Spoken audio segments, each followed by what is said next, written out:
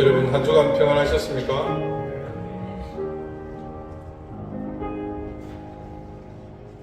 다 같이 자리에서 일어나셔서 11월 둘째 주일 예배 하나님 앞에 함께 드리겠습니다.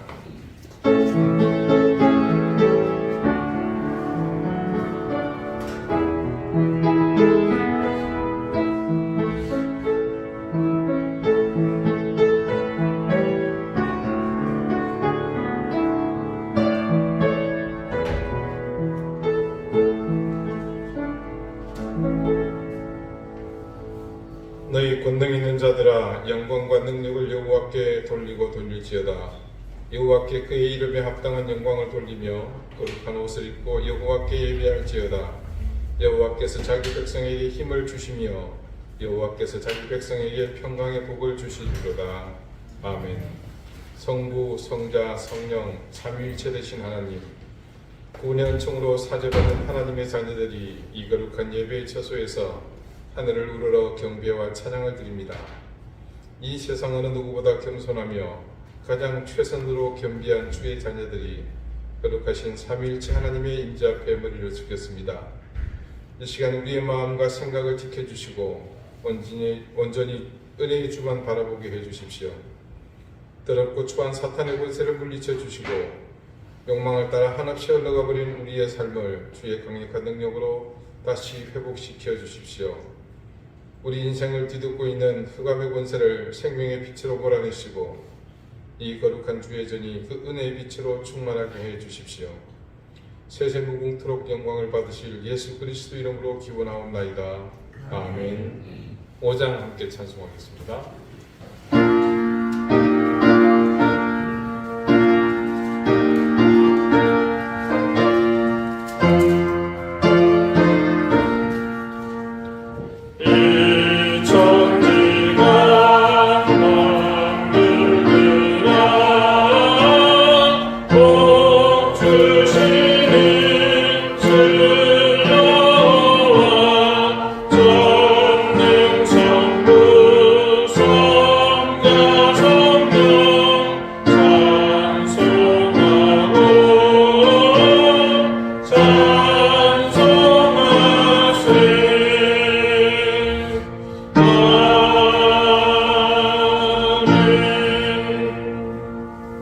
이제 다 함께 참회의 기도를 드리겠습니다.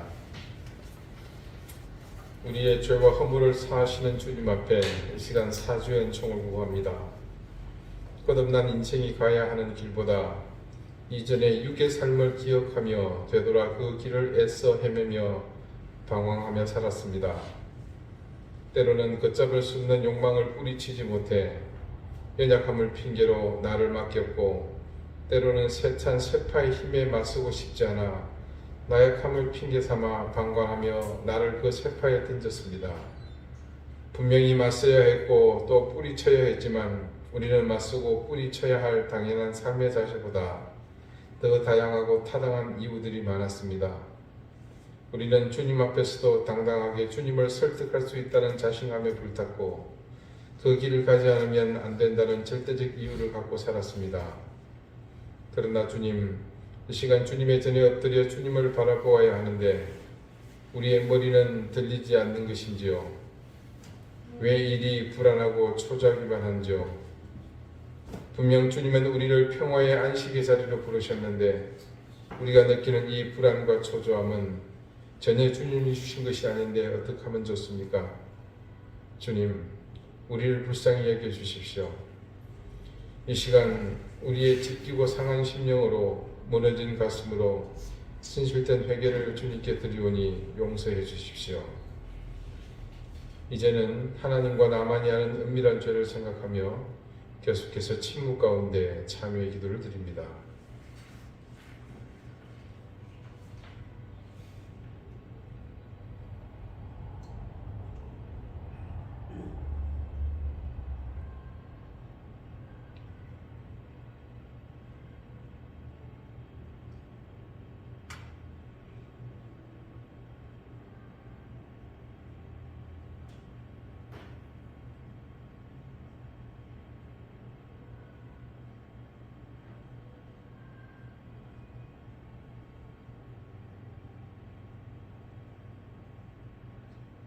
하나님께서는 자신의 부끄러운 죄를 솔직하게 고백하는 사람들에게 말씀하십니다. 여호와께서 이르시되 배역한 이스라엘아 돌아오라. 나의 노한 얼굴을 너희에게로 향하지 아니하리라.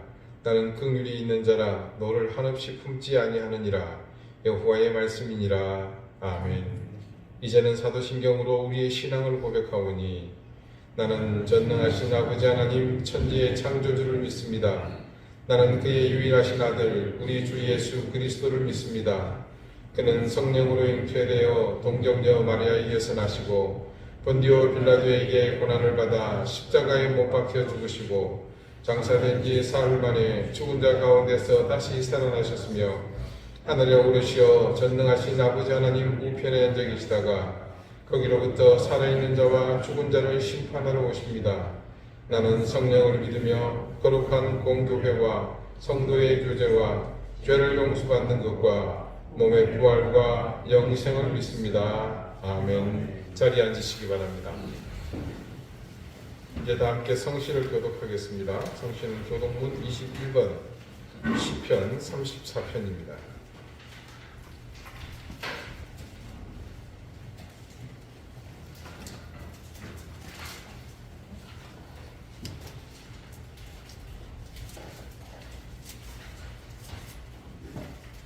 내가 여호와를 항상 송축하며 내 입술로 항상 주를 찬양하리이다. 내 영혼이 여호와를 사랑하니 공고한 자들이 이를 듣고 기뻐하리로다. 나와 함께 여호와를 광대하시다 하며 함께 그의 이름을 높이세. 내가 여호와께 간구하네. 내게 응답하시고 내 모든 두려움에서 나를 건지시도다. 이 공고한 자가 부르짖음에 여호와께서 들으시고 그의 모든 환난에서 구원하셨도다. 여호와의 천사가 주를 경외하는 자를 지키시고 그들을 건지시도다. 너희는 여호와의 선하심을 맛보아 알지어다. 그에게 피하는 자는 복이 있도다. 너희 성도들아 여호와를 경외하라. 그를 경외하는 자에게는 부족함이 없도다. 젊은 사자들은 궁핍하여 줄일지라도 여호와를 찾는 모든 좋은 것에 부족함이 없으리로다. 아멘. 다 같이 기도드리겠습니다. 거룩하신 여호와 하나님, 우리에게 생명의 은혜를 십자가의 대속으로 선물해 주신 그리스도 성자 예수님, 지금 이 순간도 우리에게 끊임없이 하나님의 자녀라는 자의식을 생생하게 생각나게 하시고 보증이 되어주시는 성령 하나님, 고난과 환난이 끊이지 않고 꼬리를 물고 우리를 뒤덮는 이 순간도 세 분 하나님의 은혜와 사랑으로 우리가 살아갈 힘과 용기를 얻습니다. 죄와 허물로 우리는 영원히 죽은 사람입니다. 하나님의 은혜가 아니었으면 우리는 지금도 영원히 돌이킬 수 없는 멸망의 길을 향해 쉼없이 달려갈 인생이라는 사실을 깨닫습니다. 하나님, 이 한 주간의 고된 세월도 모두 하나님의 도우시는 힘을 의지했기에 우리는 승리했고 그리고 이 자리에 함께할 수 있었음을 믿습니다. 우리가 의지하고 신뢰하는 하나님을 결코 가볍게 생각하지 않게 하시고 늘 우리의 모든 삶의 목적이 삼위일체 하나님이 되게 해주십시오. 끊이지 않는 전쟁의 소식으로 세상은 여전히 악이 성행하여 모두의 꿈이 짓밟히고 가장 소중하고 당연한 것들이 우리의 곁에서 떠날 것만 같습니다. 이 절망에 절규하는 전장에서 죽어가는 무수한 생명들을 하나님께서 불쌍히 여겨주시고 자비로운 은총을 베풀어 주십시오. 전쟁이 집단의 광기라고 하나 실제로 한 사람의 잘못된 지도자로 인해 받는 고통이라는 사실을 생각하며 분노를 금할 수 없습니다. 서로 싸워야만 하는 두 진영을 통틀어 가장 악한 이 세력이 속히 제거되고 자이든 타이든 속히 전쟁이 종식되게 해주십시오. 하나님, 내 손의 가시가 더 아픈 법이라고 했습니다. 우리는 지금 경제와의 전쟁 중입니다. 조금씩 삶을 압박하는 실물 경제 위협들이 우리를 우울하게 만듭니다. 이 어려움 속에서 헤쳐나갈 용기를 주시고 절망이나 좌절 속에서 타인을 원망하고 세상을 비난하는 어리석은 삶은 지양하게 해주십시오. 세상 어디를 둘러봐도 우리가 위로를 얻고 소망을 둘 곳이 없는 안타까운 현실 속에서 우리는 더욱 주님만을 의지할 이유를 발견하게 됩니다.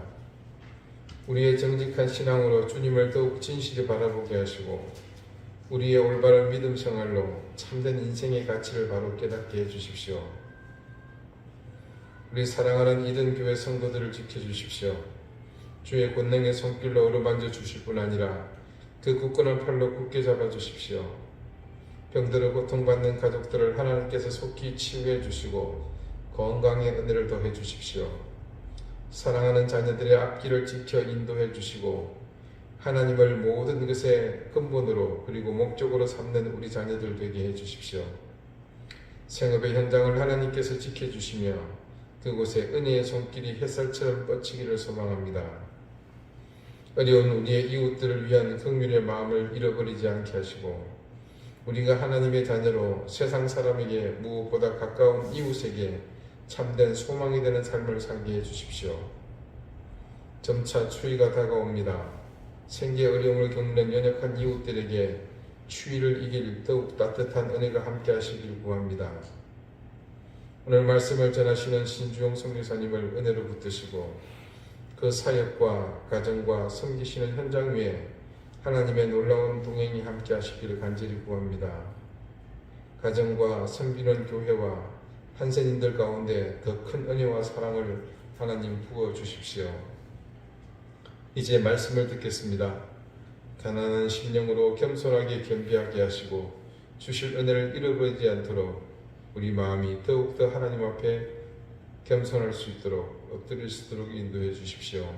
예수 그리스도 이름으로 기도드립니다. 아멘.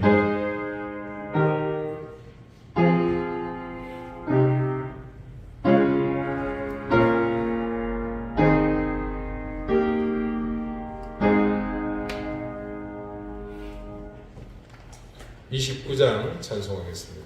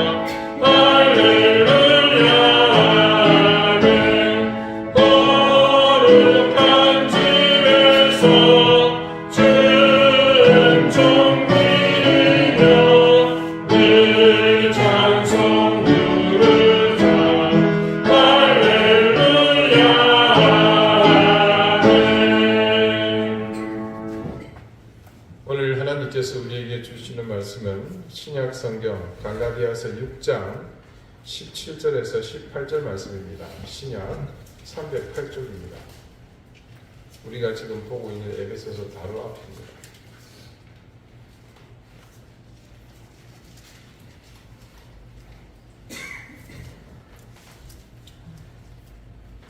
갈라디아서 6장 17절 18절 말씀을 제가 읽겠습니다. 다 같이 자리에서 일어나 하나님의 말씀을 경청하십시오. 이후로는 누구든지 나를 괴롭게 하지 말라. 내가 내 몸에 예수의 흔적을 지니고 있노라. 형제들아, 우리 주 예수 그리스도의 은혜가 너희 심령에 있을지어다. 아멘. 자리에 앉으시기 바랍니다. 하나님께서 이 말씀으로 우리에게 은혜 주시기를 구합니다. 지난주 예고드린 바대로 오늘은 태국 치앙마이에서 예전에는 문둥병이라고 그랬죠. 지금은 또 나병이라고 그러고 이게 또 바뀌었습니다. 공식적으로는 한센병으로 이렇게 지칭을 하고 있습니다. 우리 연세 드신 분들은 예전에 많이 그런 분들을 보셨겠지만 현재 제가 아는 바로는 우리나라의 공식적인 한센병 발병률은 제로입니다. 그래서 일명 문명병이라고 그렇게 읽겠습니다. 그래서 저희 나라에 와 있던 많은 선교사님들 또 수녀님들이 또 제3세계로 또 어려운 나라들로 또 다 이주를 하신 그런 상황입니다. 그래서 우리나라는 다 치유받으신 분들, 음성 환자라고 할 수는 없죠. 근데 그분들이 모여 살고 있는 정착종만 존재할 뿐이고 제가 아는 지식으로는 그렇습니다. 현재 태국에서 오랜 세월 그 한센인들을 대상으로 선교 활동을 하고 계신 아주 귀한 목사님입니다.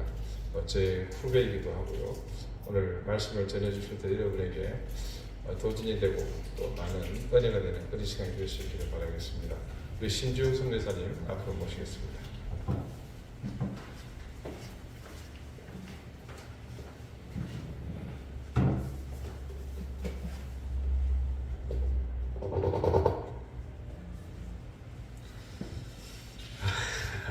많이 떨립니다. 지금 제가 우리 주님의 이름으로 이등교회 모든 성도분들께 인사드립니다. 저는 2010년 1월에 태국으로 파송이 되어서요 북부 치앙마이에서 위치한 그 맥켄 한센병원에서 목회 원목 사역을 하고 있는 신주용 선교사입니다. 오늘 저에게 있어서 이 자리는 굉장히 뜻깊은 자리입니다. 또 제가 존경하는 임정원 목사님의 교회에서 또 예배를 드리고 있고요. 또 임 목사님과는 2004년 태국에서 처음 제가 인사를 드렸었고요. 그 만남이 좋은 인연으로 지금까지 이렇게 연결이 되어 제가 선교사로서 또는 목회자로서 어떻게 하나님을 바라봐야 될지를 계속적으로 저에게 알려주시는 멘토와 같으신 분이십니다. 또 부족한 후배를 이렇게 또 예배의 자리에 초청을 해주시고 또한 이 자리에서 또 이등교회의 모든 성도분들께 설교를 할 수 있고 또한 태국에 대한 상황을 전달해 드릴 수 있는 그런 기회를 마련해 주셔서 다시 한번 감사드립니다. 오늘 이 시간 하나님의 아름다운 땅인 태국과 또한 그 안에서 저희 가정이 어떻게 사역하고 있는지를 여러분들께 나누고자 합니다. 여러분 태국 많이 들어보셨죠? 이렇게 뭐 방송이라든가 뭐 책으로 인해서 태국이라는 나라에 대해서는 뭐 다 한 번씩 들어보셨을 겁니다. 태국은요 아름다운 자연이 있는 나라입니다. 굉장히 아름다운 자연이 있는 나라이고요. 사람들의 입에는 늘 웃음이 있습니다. 그리고 어떤 문제가 있을 때 도와주려고 하는 굉장히 따뜻한 마음이 있는 나라가 살고 있는 사람들이 바로 태국에 살고 있습니다. 종교적으로 보면 불교가 약 96% 정도입니다. 그리고 3% 정도가 이슬람이고요. 대략 1%가 이제 우리가 쉽게 말하는 뭐 개신교라고 하긴 하는데 이 1%도 천주교가 0.5%고요. 저희 이제 기독교가 0.5% 해서 다 합쳐서 1% 정도밖에 되지 않습니다. 그런 나라인데 하나님께서는 굉장히 사랑하시지만 다른 한편으로는 굉장히 또 마음을 아파하세요. 가장 큰 마음 아픔이 창조주 하나님을 아직 모릅니다. 그래서 인간이 만들어낸 썩어질 것을 가지고 이들이 예배를 합니다. 그리고 창조주를 모르다 보니까 태국 사람들이 창조의 질서를 또 모릅니다. 즉 사람이 남녀의 성별을 나눌 수 있다고 그렇게 믿고 있고 또 그렇게 하고 있습니다. 또 마약과 매춘, 또 이제 특별히 마약이 예전에도 문제가 있었지만 코로나 이후로 이제 국가에서 대마를 합법화를 했습니다. 그러니까 대마를 의료용이라는 목적으로 합법화를 하긴 했지만 저희들의 예상과는 딱 맞게 가장 크게 피해를 보고 있는 사람들이 누구냐면 아이들입니다. 그러니까 초등학교, 중학교 아이들이 학교에서 자기들끼리 마약을 나누기도 하고 제가 이제 제주 와서 보니까 세븐일레븐이 있더라고요. 이제 태국에도 세븐일레븐이 많은데 그 세븐일레븐에서 파는 음료조차도 이제 대마가 함유된 제품이 많이 있습니다. 그래서 저희 이제 막내가 6살인데 그 세븐일레븐을 데리고 자주 갔거든요. 근데 이게 대마가 합법화가 되고 나서부터는 절대로 아이를 혼자 보내진 않습니다. 왜냐면 이제 아이가 먹는 과자, 음료에도 이제 대마 성분이 함유가 되어 있기 때문에 꼭 제가 이제 아이의 손을 잡고 같이 가야 되는 이러한 일이 지금도 있습니다. 또한 개인의 이기주의가 굉장히 팽배합니다. 그러니까 이 개인의 이기주의가 팽배하다는 의미가 뭐냐면 태국에서는 복음을 자연스럽게 전할 수 있어요. 뭐 내 이유, 그 앞에 있는 분한테 예수님에 대해서 하나님에 대해서 전할 수 있지만 이분이 싫다고 하면 그만해야 됩니다. 근데 싫다고 하는 경우가 거의 없습니다. 왜 그러냐면 태국 사람들은요, 나로 인해서 상대방이 아파하거나 고통이 있는 것을 굉장히 싫어합니다. 그래서 제가 이제 전도를 하고 같이 성경 공부를 하고 세례까지도 가는 경우가 있는데 대부분 세례 받는 그 시기가 딱 되면 이분들이 교회를 안 오세요. 그래서 제가 처음에 몰랐을 때는 굉장히 큰 상처를 받았는데 만나서 다시 그분과 이야기를 해보니까 뭐라고 하시냐면 처음에 제가 예수님에 대해서 전했을 때 제가 너무 웃으면서 그러니까 본인한테 얘기를 했다라는 거예요.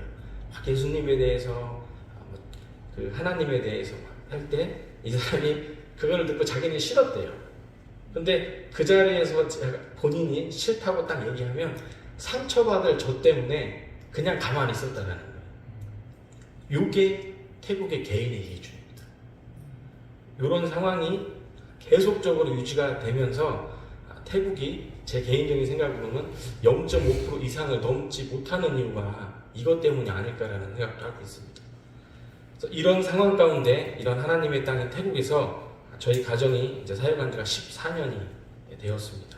그래서 저희 가족에 대한 사역은 두 가지로 나눌 수 있는데요. 쉽게 말씀드리면 도시 사역과 소수민족 사역입니다. 먼저 도시 사역은 제가 사역하고 있는 그 맥켄 나환자 병원입니다. 한센 병원인데요. 저희 병원은 1908년에 처음 문을 열었습니다. 1908년에 미국 장로교 선교사인 맥켄이라는 의료 선교사께서 그 당시에 치앙마이를 다스리고 있었던 분봉왕에게 가서 나 환자들을 내가 격리하고 치료할 테니까 땅을 달라고 요구를 합니다. 근데 태국은 외국인에게 땅을 줄 수가 없습니다. 지금도 똑같습니다. 왜냐하면 국왕이 존재하는 나라이기 때문에 모든 땅은 국왕의 소유입니다.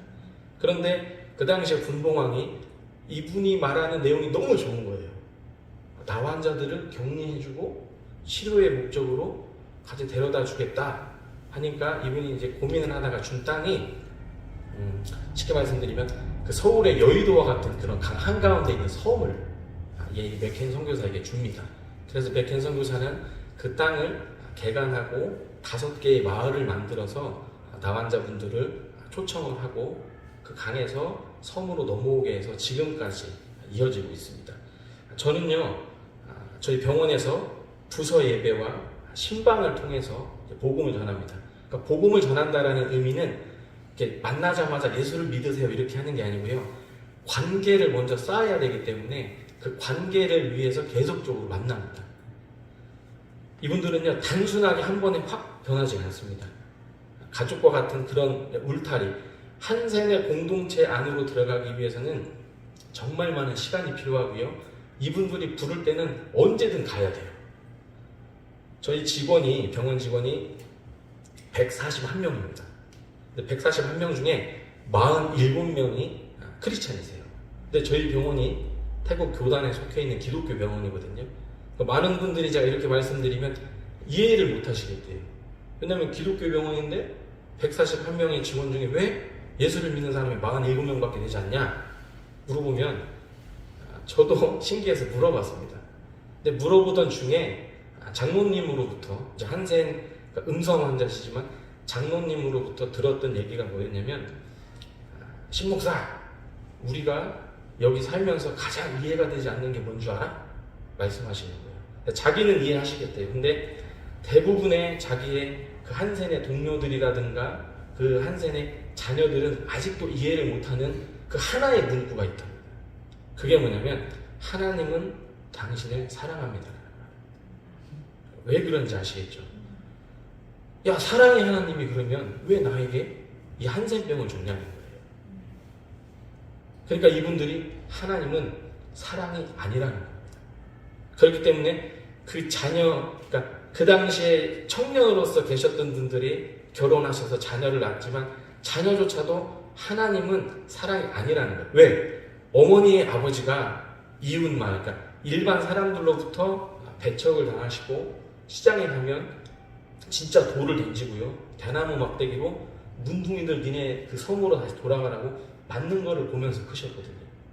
그러니까 이 장로님이 그러시는 거예요.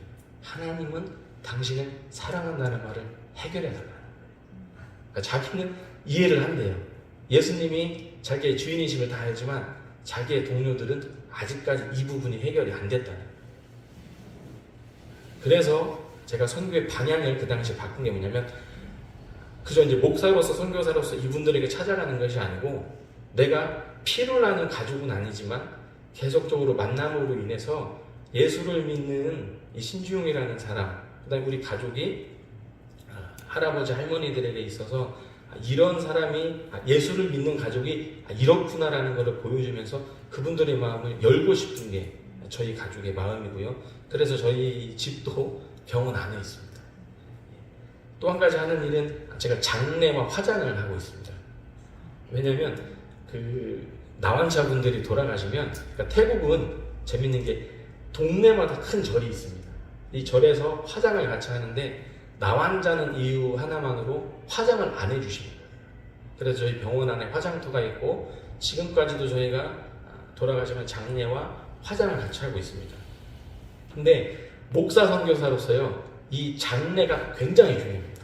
왜냐하면 주님을 이분이 영접할 수 있는 마지막 기회거든요. 그리고 그 옆에 있는 유가족 분들에게도 마지막을 전하면서 예수님의 복음에 대해서 마지막으로 전할 수 있는 기회이기 때문에 굉장히 중요합니다. 부족하지만요, 저희 가정이 한센인 어른들에게 이제 마지막이 되어드려야겠다고 그렇게 사역을 하고 있습니다. 주로 이제 그 병실과 그 지어드린 집 안에서만 계시는 분들이 많으세요. 왜냐하면 발이야 손과 귀와 코가 없기 때문에 외부와의 그 만남을 굉장히 꺼려 하시거든요. 그래서 제가 이제 신방을 가게 되면, 할아버지 할머니 오늘은 해가 어떻게 내리쬐고 있고 햇살이 따갑고, 오늘은 이제 비가 내립니다. 오늘은 이제 어떤 꽃이 폈습니다. 이렇게 이야기를 해드리면서 대화를 하고 있어요. 그리고 저희 병원의 전통인데 하나님이 부르시는 딱 그 순간이 있습니다. 어른들. 그러니까 저희는 어떻게 하냐면 그 어른들이 그러시다. 복기를 끊는다는 식음을 전폐하세요. 그럼 저희 병원이 준비를 하면서 사망진단서를 우리 의사분이 내리시기 전에 목회자가 먼저 반드시 가서 그분을 위해서 같이 예배하고 기도하고 의사가 와서 사망진단을 내려야 됩니다. 그러니까 독특하게 이건 믿지 않는 분이든 믿는 분이든 동일합니다.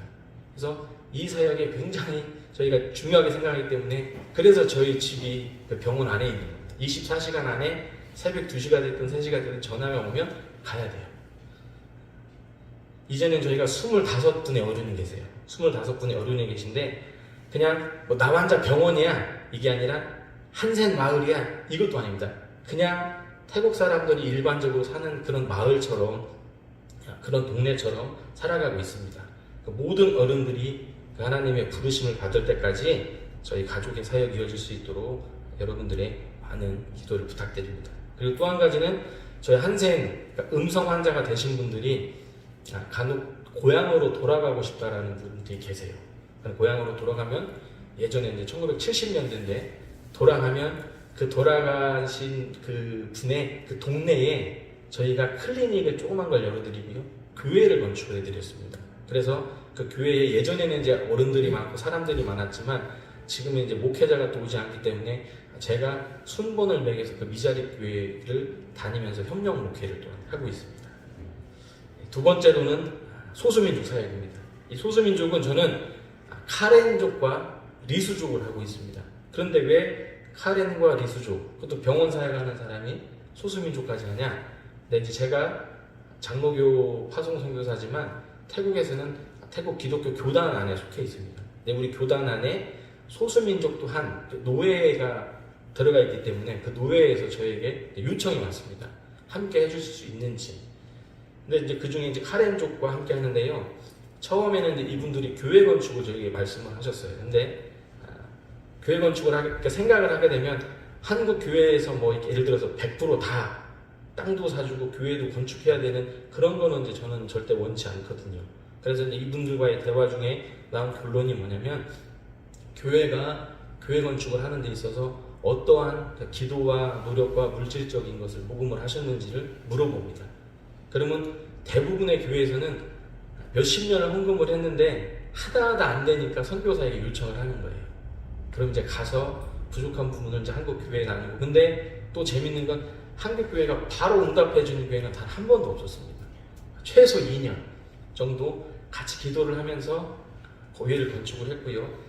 지금까지 약 7개의 교회를 이제 건축을 했고 이제 1개를 건축 예정 중에 있습니다. 그런데 제가 교회를 건축하다 보면 건축을 하고 그 마을에 있는 전도사님과 사람들을 만나고 또한 성도님들과 만나다 보면서 제가 할 수 있는 일을 목회자분이 도와달라고 요청을 한 적이 있었어요. 근데 이 요청이 저는 너무나 감사했습니다.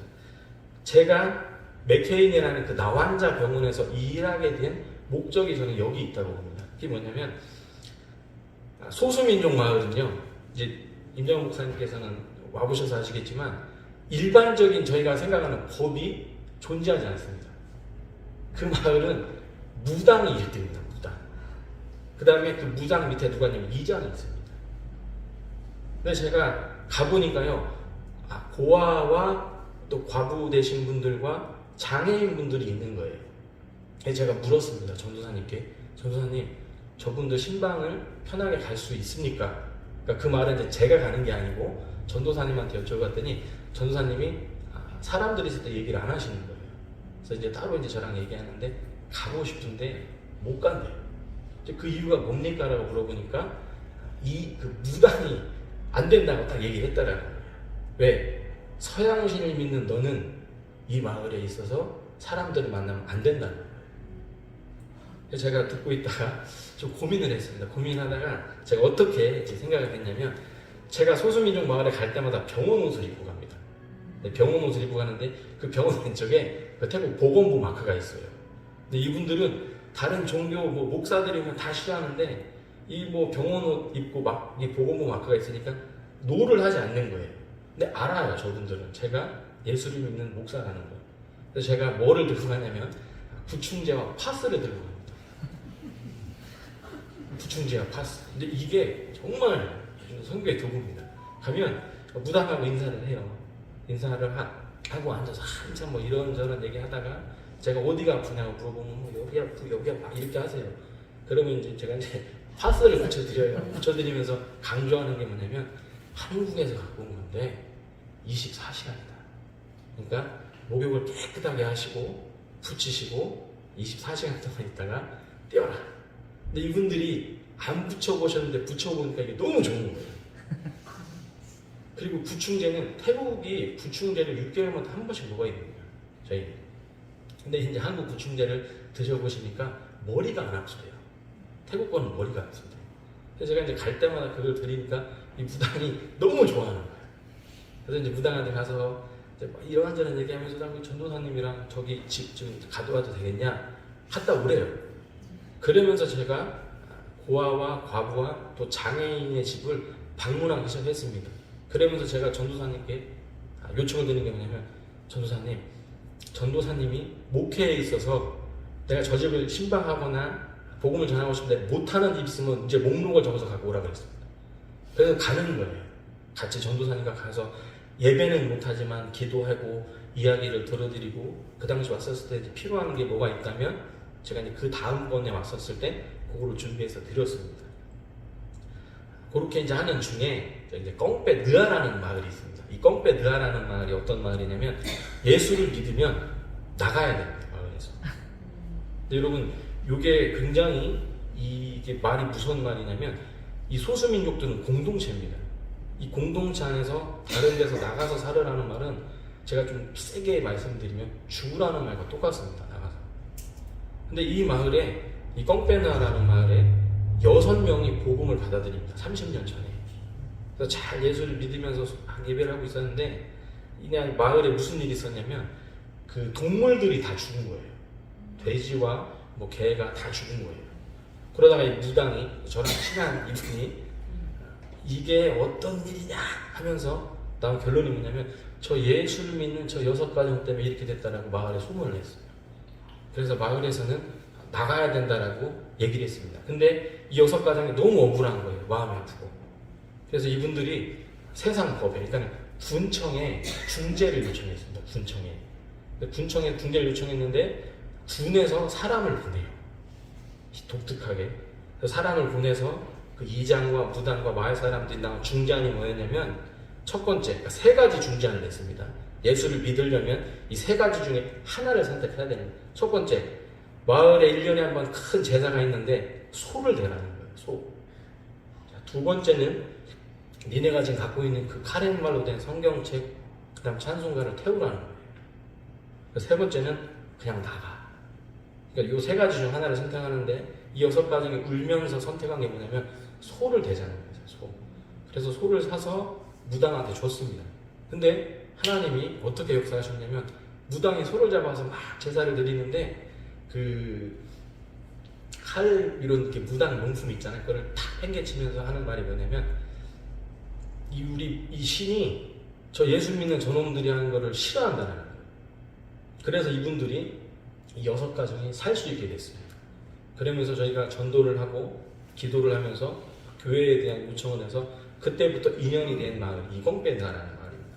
그러면서 제가 또 2가정을 제가 이제 알게 돼서 신방을 했는데 첫 번째 가정은 그 아이가 소아마비 아이가 있는 가정이었어요. 근데 남편은 정신적인 지체가 있고 아내 되시는 분도 그렇게 이제 생활이 녹록지 않고 굉장히 가난한 집이었는데 이 집이 예수를 믿는다고 고백을 한 거예요. 그러니까 무당은 자연스럽게 나가라는 거죠. 그러면서 이제 6개월, 1년 그 기간 동안에 굉장히 힘들었어요. 제가 갈 때마다. 예수를 믿는다는데 그럼 이분들이 나가면 보호를 받지 못하는데 어떻게 해야 될까? 근데 무당도 굉장히 세게 말을 하는 거예요. 그 옆집에 있는 또 할머니 한 분도 예수를 믿겠다는 거예요. 혼자 사시는 분인데. 근데 결론은 이제 이분들과 1년을 예수를 믿는다고 하면서 살면서 계속적으로 기도하고 신방을 했지만 결국에는 이 2가정이 믿지 않는다라고 다시 얘기를 했습니다. 근데 속상하진 않았어요. 제가 이제 방문해서 할머니께 여쭤보니까 할머니는 나가면은 진짜 이분은 살 수 없는 분이었어요. 그래서 제가 할머니한테 말씀드렸습니다. 그러니까 제가 가면 문을 닫고 안 나오시는 거예요. 대나무 집에서. 그래서 제가 문을 열고 들어가서 할머니 그렇게 하지 마시라고 했습니다. 예수님이 할머니를 배척하는 게 아니고 하나님이 그렇게 얘기한다고 해서 하나님이 예수님이 하나님의 마음을 모르는 분이 아니다. 그래서 즐겁게 예전처럼 저랑 그렇게 지내고 있고요. 문제는 이 소아마비를 가지고 있는 노폰이라는 형제였는데 굉장히 이 형제가 힘들어했어요. 근데 제가 나중에 알게 됐습니다. 이 무당이 왜 이렇게 반대를 했냐면 이 노폰 형제가요 무당의 큰아들이에요. 무당의 큰아들이 예수를 믿는다고 하니까 난리가 난 거예요. 근데 결과적으로 노폰 형제는 이사를 갔습니다. 근데 다행히 그 옆쪽으로 이사를 가게 돼서 지금도 저희랑 교제를 해요. 근데 그렇게 옮기던 중에 그 소아마비에 걸린 그 13살 먹은 아이는 하나님이 먼저 데려가셨어요. 그래서 이제 제가 산에 갈 때마다 이 노폰 형제를 위해서 방문도 하고 할머니 방문도 하고 있습니다. 제가 이러한 마을과 관련을 맺고 있는 게 15개의 마을입니다. 그래서 15개의 마을을 제가 신방을 하면서요 들었던 마음이 아무리 작은 불빛이라도 이런 어둠 속에서는 빛나기가 마련입니다. 또 상위의 동네가 숨기지 못할 역사가 있다고 저는 믿고 있습니다. 또 복음의 등불을 통해서 예수를 믿는 마을이 될 수 있도록 또 여러분들이 많은 기도를 부탁드립니다. 제가 아까 말씀드렸죠. 제가 카렌족과 리수족을 한다고 그랬는데 이 리수족은요 그렇게 깊은 산이 아니고 저희 치앙마이에서 약간 이제 그 외곽에 있는 마을입니다. 시동엔이라는 마을인데 이 마을도 제가 원래는 뭐 직접적으로 사역을 하려고 했던 마을이 아닌데 우연히 연결이 된 마을이에요. 전도사님 한 분이 치앙마이에서 가장 유명한 동네가 하나 있는데 그 동네가 시동엔이라는 거예요. 치앙마이에 있는 그 신문의 일면 머리기사에 가끔 나오는 마을이래요. 그게 뭐냐면 마약, 그 다음에 이제 귀신을 섬기는 마을로 유명하다는 거예요. 저한테 한번 가보시겠냐고 해서 갔습니다. 근데 갔는데 이분의 목적은 따로 있었어요. 그 중에 이제 가니까 쌈이라고 하는 그 리수족 전도사님이 계셨어요. 너무 신기한 거예요. 귀신이 이렇게 많은 귀신을 섬기는 마을에 어떻게 전도사님이 있을 수 있을까? 그래서 이제 이분과 대화하던 중에 이 마을이 어떤 마을이라는 걸 알게 됐냐면, 저희는 뭐 귀신을 섬긴다 그러면 그냥 이렇게 빌거나 뭐 구슬하거나 이렇게 생각했잖아요. 근데 이 마을은 그렇지 않습니다. 중국에서 온 리수족인데요. 저녁 6시가 될 때까지 집에 들어가지 않으면 집을 못 들어갑니다. 왜 그럴까? 처음에 갔는데 그 동네 골목마다 조그만 원두막이 하나씩 있는 거예요. 그래서 저는 이제 이게 뭐 무인 농산물 파는 것처럼 이렇게 또 파시는가 보다 그 생각을 했는데, 아무리 봐도 농산물은 없어요. 그래서 제가 이제 물어봤죠. 이게 도대체 뭐냐 물어보니까 저를 같이 데려갔던 목회자분이 이게 귀신의 집이라는 거예요. 그러니까 이게 왜 귀신의 집입니까? 그러니까 이 마을이 어둑어둑해지기가 딱 시작하면 귀신이 막 활개를 친대요. 그러면서 집에 이렇게 막 가는 사람들의, 여러분 우루사 광고 기억하세요? 피로가 이렇게 어깨에 있는 것처럼 그 사람의 등에 매달려서 귀신이 같이 간다는 거예요. 그러니까 이 사람이 어둑어둑해질 때 6시가 될 때까지 집에 가야 되니까 여기 지어놓은 요 집에 지금 있으라는 거야. 난 집에 가야 되니까. 근데 정말 해가 딱 어두워지면 집에서 문을 걸어 잔 거예요. 못 들어오게. 그러면 현관에서 자든 어디서 자든 알아서 자야 되는 거예요. 또 하나는 마약입니다. 이 마을의 특징이 고아가 많이 있습니다. 왜 그러냐면 마약을 배달하던 중에 경찰이 그 집에 딱 들이닥쳐가지고 엄마 아빠를 잡아가는 거예요. 그래서 아이가 딱 깼는데 아무도 없어요.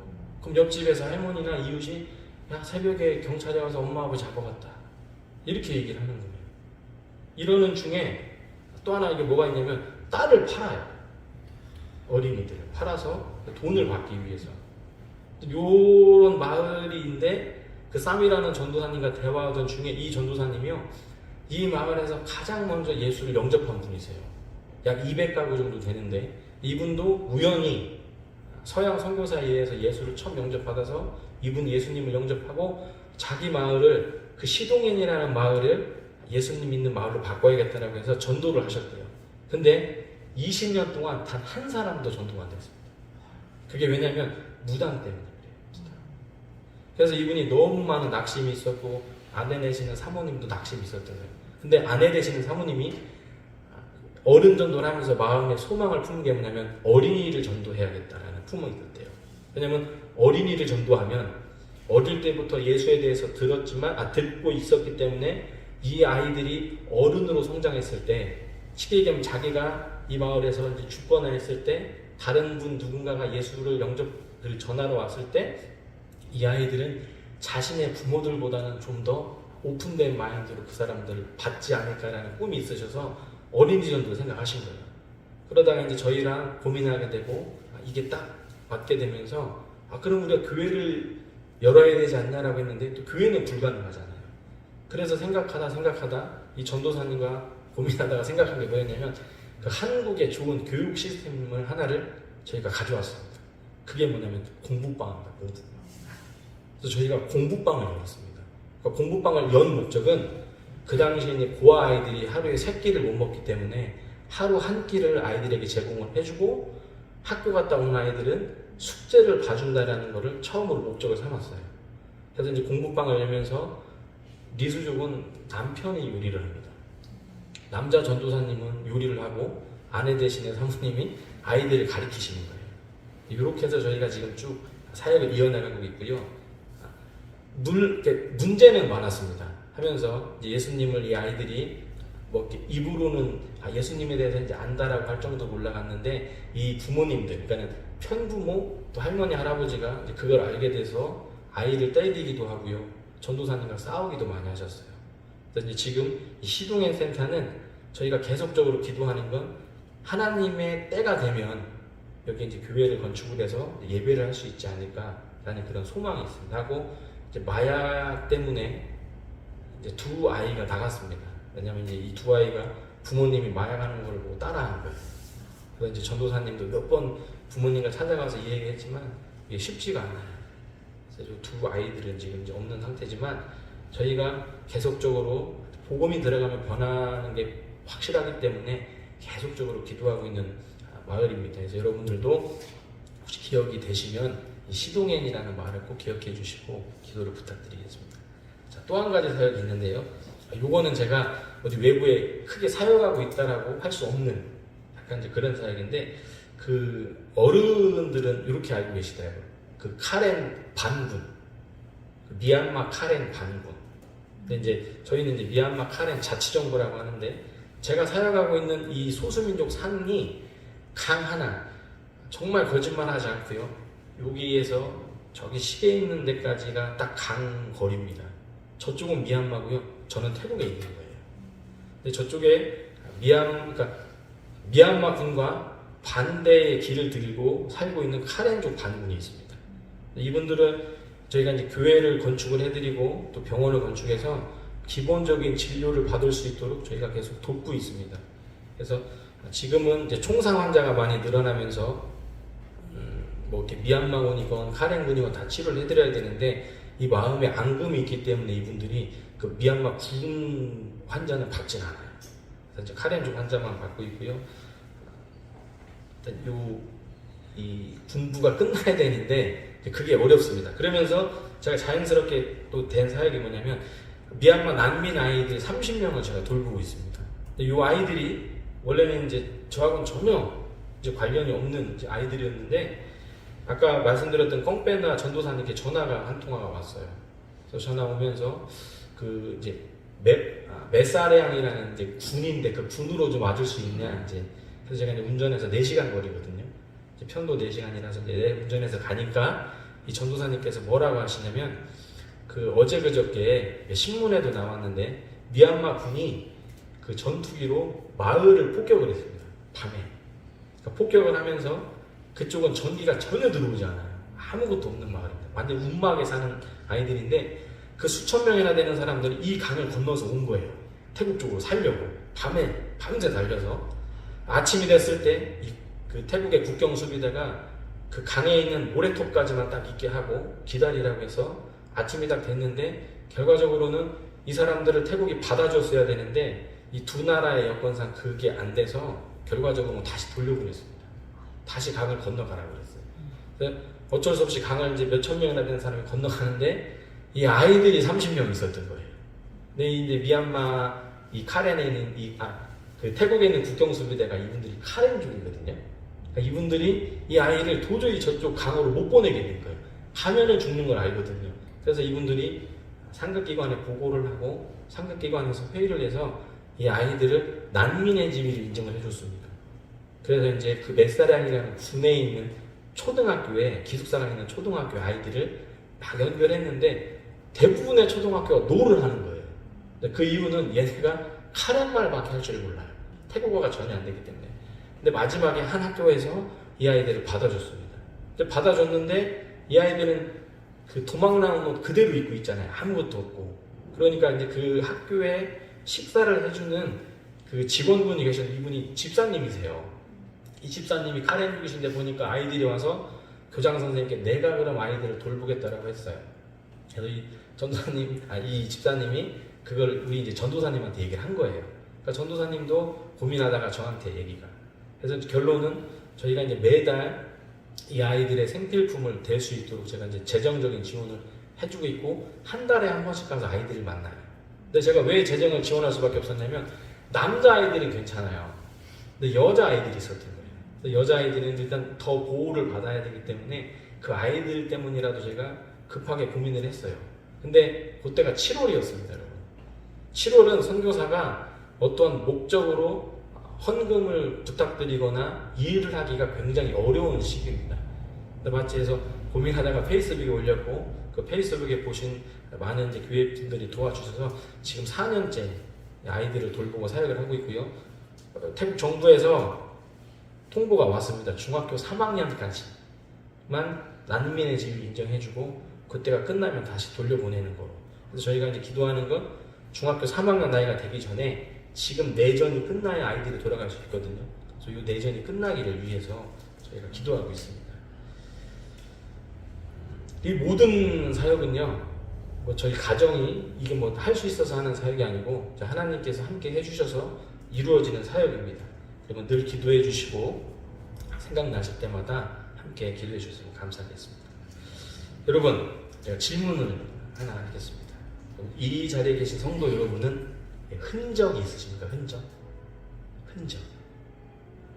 아까 말씀드렸지만 저희 병원은요 전도하기가 굉장히 어려운 병원입니다. 인간적인 관계는 너무 좋아요. 할아버지 할머니, 그러니까 저는 그 청년들하고 얘기하는 것보다 어르신들하고 얘기하는 게 그렇게 좋아요. 그러니까 가만히 앉아서 하늘을 바라보고만 있어도 어른이 너무 좋아하는 거예요. 저도 좋고. 그런데 제가 순간을 딱 보고 예수를 딱 전하면 이 어른이 싹 변하세요. 신목사 하나님 얘기하죠. 거기까지. 할아버지 한 분이 계셨습니다. 성경 공부 시간에, 그래도 성경 공부 시간에 꼭 오세요. 심심하니까. 성경 공부 시간에 제가 예수님이 누구에 대한지를 해서, 예수님이 어떤 분인지를 제가 설교를 했어요. 막 얘기를 하는데, 한 할아버지께서, 이제 손가락 뻗으신 분이 이렇게 하고 계시다가, 가만히 계세요. 그러니 딱 손을 이렇게 드시는 거예요. 그러니, 나 예수를 봤어. 딱 이러세요. 너무 기쁘잖아요. 예수를 봤다는데. 언제 그랬냐니까 1978년도에 봤대요. 근데 이 어른의 말씀이 뭐냐면 1978년에 지금 돌아가신 태국 국왕이 저희 병원에 방문을 합니다. 태국의 왕족법상 그러니까 왕족이 가야 되는 일이 있을 때는 왕이 가거나 혼자, 왕비가 가거나 자녀 중에 한 사람만 가는 게 원래 법입니다. 근데 1978년에 돌아가신 국왕이 모든 가족을 데리고 저희 병원에 오시는 거예요. 그래서 저희 병원은 막 단장을 하고 손가락도 없는 분들이 깃발 잡고 이렇게 막 흔들어요. 우리 국왕의 색깔은 노란색이거든요. 그 노란색 깃발, 태국 깃발 흔들면서 왕의 만수무강 막 얘기하는 거예요. 근데 이 국왕이 저희 병원에 단순히 온 게 아니라 병실마다 마을마다 돌아다니면서 사람들의 이야기를 다 들어주고 고개를 숙여주고 이게 몸으로 이렇게 만져도 주고 하신 거예요. 그러니까 그 당시에 어른들이 다 이제 기절을 하는 거죠. 이분들이. 그러니까 이 어르신이 저한테 하시는 말씀이 뭐냐면, 신목사 아까 그랬지? 고아와 과부와 장애인과 이 세상에 아주 막 가난하고 힘든 사람들을 사랑했던 게 예수님이라고 하지 않았냐? 제가 맞습니다. 그러니까 야 그게 우리 국왕이라는 거예요. 그러시면서 이 어른이 마지막 말씀하냐면 예수는 눈으로 볼 수가 없대요. 자기는 여태까지 예수를 눈으로 본 적이 없지만 국왕은 눈으로 봤다. 그 국왕이 하는 것과 예수님이 하는 게 똑같아. 근데 저희는 국왕은요 살아있는 부처입니다. 이게 딱 정해져 있습니다. 그러니까 이 어른의 뇌리에는 국왕이 곧 예수라는 거예요. 이 흔적을 잡아준 게 누구야? 우리 국왕이라는 거예요.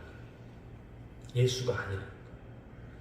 제가 굉장히 친한 할머니가 한 분이 계세요. 능이라는 할머니인데 이 능이 태국말로 일이라는 뜻입니다. 일. 근데 이 능 할머니가 키도 작으세요. 근데 이 할머니가 매번 저를 만날 때마다 뭐라고 하시냐면 하나님께 감사하다. 하나님께 감사하다. 계속 그러세요. 손가락도 없는 계속 이렇게. 근데 제가 이제 처음 듣고 뭐 두 번 날 듣고 이렇게 1년, 2년 들었을 때부터 뭐 그러다가 이게 어느 순간 제가 이제 화가 나기 시작하는 거예요. 이게 인간적인 화였습니다. 하루는 물었어요, 제가. 할머니 왜 자꾸 하나님한테 감사하다고 하냐? 그러니까 할머니가 하나님께 감사하지 또 이러세요. 그러니까 하나님 왜 감사한지 할머니 나한테 얘기를 해보라고 제가 따졌어요.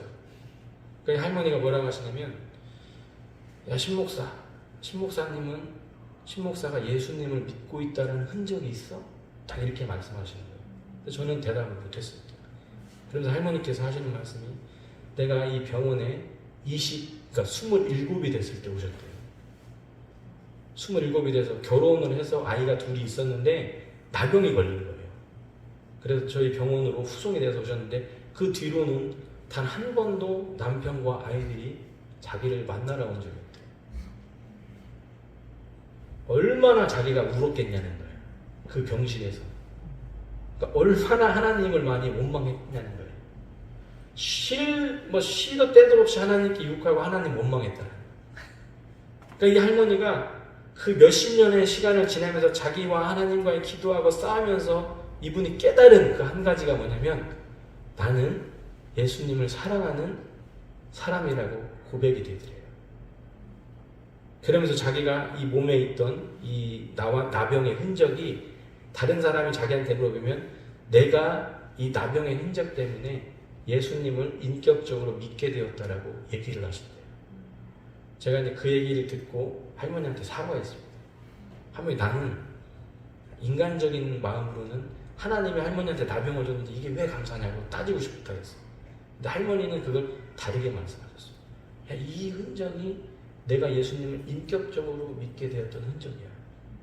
신목사, 이거 있어 없어? 여전히 대답을 잘 못했습니다. 할머니가 코로나가 끝나고 그 해에 돌아가셨어요.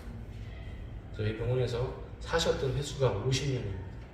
그 50년의 그 할머니의 인생 동안 할머니가 딱 깨달은 거 하나는 자기는 하나님을 사랑하는 사람이다. 할머니와 이 일이 있고 나서요, 제가 다 장례를 해드리고 집례를 해드리고 화장을 해드리면서 제가 선교의 방향을 바꿨습니다. 이게 말로만 해서는 안 되고 이분들과 더욱더 함께 있어야 되고 관계적인 면을 쌓아야 된다는 걸 제가 느꼈어요. 결국 하나님께서는 혼자 일하시지 않으십니다. 여러분. 하나님은 반드시 사람과 함께 일하시는 것을 원하세요.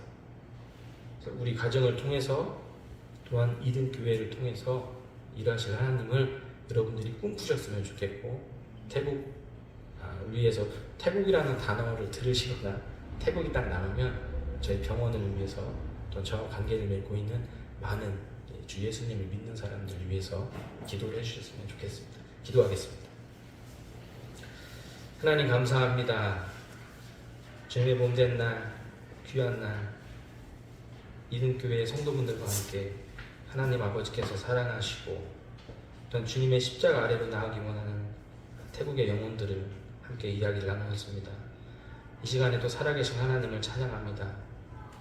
사랑과 일하시고 함께 하시고자 하는 하나님을 찬양합니다. 하나님, 우리를 주의 선교의 도구로 써주시고 정말 우리를 통하여서 우리의 비전이 하나님의 비전이 되고 그 비전이 성취됨을 인하여서 저희가 하나님께 감사와 영광을 돌릴 수 있도록 하나님 인도해 주시옵소서. 늘 우리와 함께 계신 주님을 찬양합니다. 예수님의 이름으로 기도했습니다. 아멘.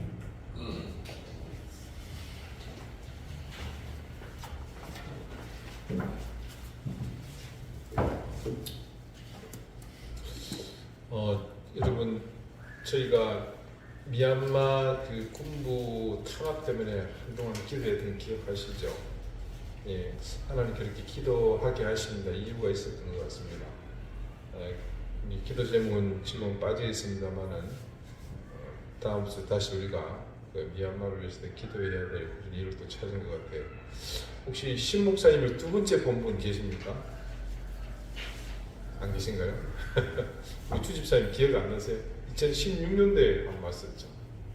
16년 그때는 이제 나완다 사역을 시작하기 직전이었고, 네, 그리고 이제 본격적으로 지금 하시게 됐습니다. 그래서 저희가 뭐 크든 작든 좀 도움이 될 수 있도록 교회에서도 그렇게 해외 선교에 좀 관심을 가지는 계기가 되었으면 좋겠습니다. 우리 말씀을 기억하면서 함께 찬송하겠습니다. 341장입니다.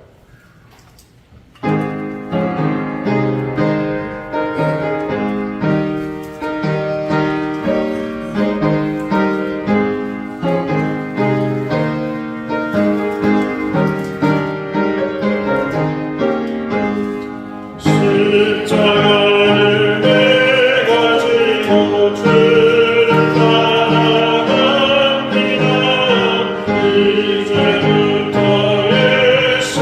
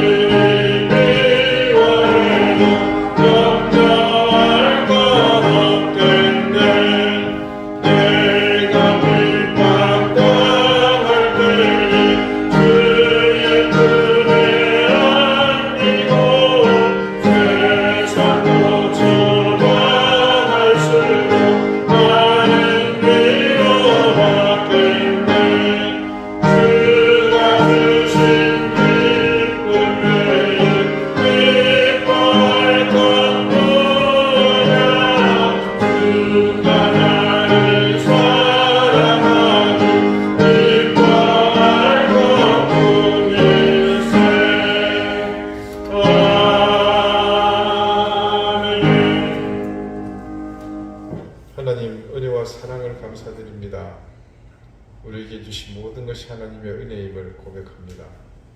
비록 내 수중에 아무것도 없을지라도 내 삶이 공공하고 모든 것이 둘러쳐져 숨쉴 곳이 없는 지금 내 상황이라 할지라도 모든 것이 은혜이며 하나님의 사랑임을 믿습니다. 그런 믿음과 고백을 담아 하나님 앞에 우리의 것을 구별하여 드렸습니다. 하나님, 그것이 우리의 마음과 정성, 우리의 삶과 인생을 함께 담아드리오니 받아주십시오. 감사드리며 예수 그리스도 이름으로 기도드립니다. 아멘. 네, 오늘 설교 말씀을 전해주신 신지영 선교사님께 다시 한번 우리 감사의 박수를 드렸습니다. 교회에서는 말씀을 전해주신 데한 사례는 따라가겠지만 우리 선교사역을 위해서 좀 선교 헌금을 좀 전해드리도록 그렇게 하겠습니다. 잠깐 앞으로 좀 나오시겠습니다.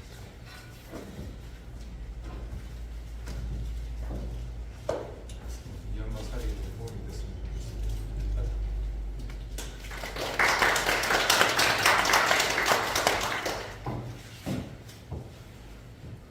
2016년 15년 어간에 신목사님이 지금 사역으로 전환 직전에 한국에서 목회를 좀 하고 싶어 했습니다. 왜냐하면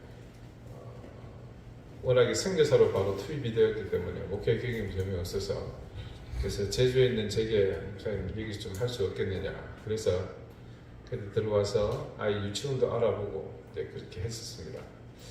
참, 그래서 지금 말씀을 듣고 보니 하나님의 손길이 참 놀랍다라는 생각을 하게 됩니다.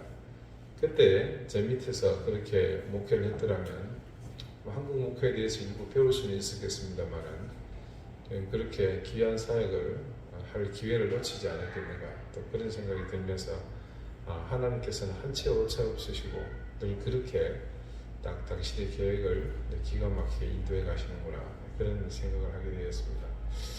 그래서 여러분 개인적으로 또 후원하고 싶은 생각이 있으신 분들은 단톡방에서 의사를 표현해 주시면 연결해 드리도록 그렇게 하겠습니다.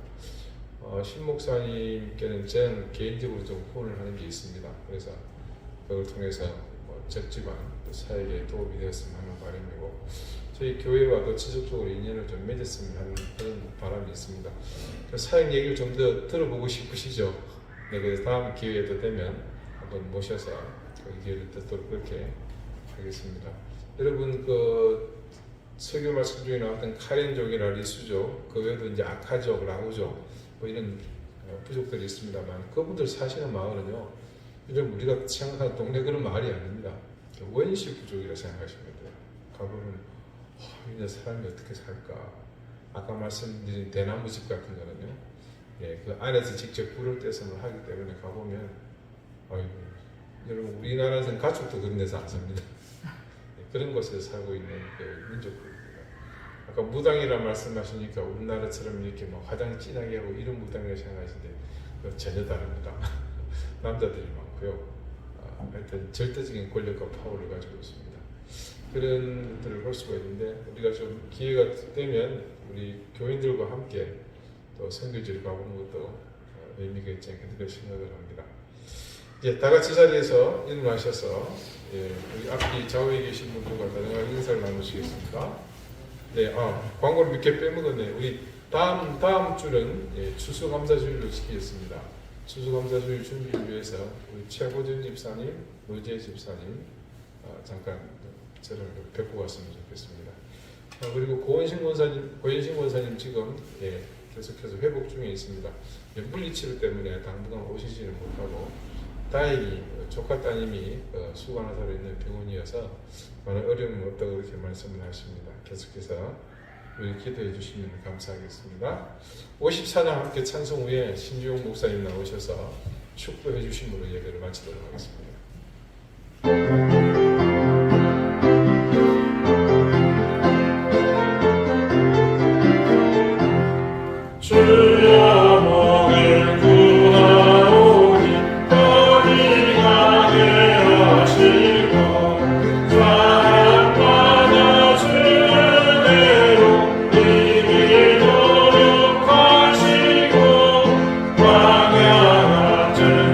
세상에서 한창을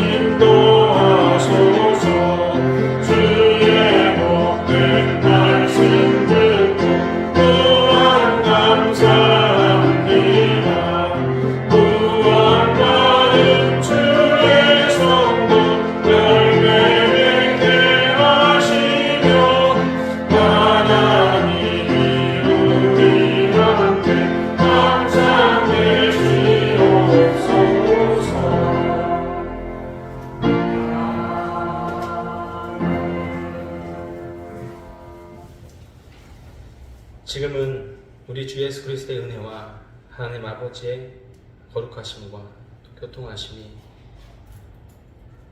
세계 선교를 위하여 자신의 목숨까지도 주님께 바치고 순종하는 수많은 주의 종들과 또한 예수 그리스도를 더욱더 알고자 노력하며 주의 사랑을 마음에 품고 있는 우리 이든교회의 많은 어떤 모든 성도분들에게 지금부터 영원까지 함께 하시기를 간절히 축원하옵나이다. 아멘.